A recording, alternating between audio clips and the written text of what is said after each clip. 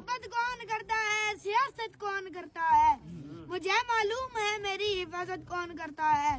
आजम साहब हम ही ने लाज रखी है बुजुर्गों की यहाँ, वरना वो सभी टुकड़ों पे पलते हैं, बगावत कौन।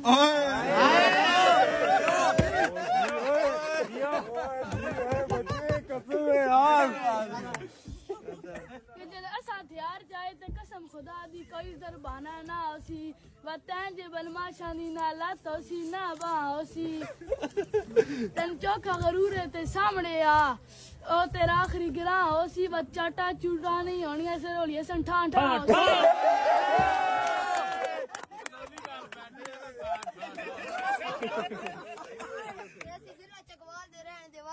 चक बाकर शाह विच गारे ते गल अखदे करन दे आदियां नहीं दिल विच कहंदा डारे ते सारी जिंदगी सजना नु नहीं लुटिया भवें गया भुखे मारे सदा प्यो दी पग अस्सी बचाइए भवें ले गया अपना सारे।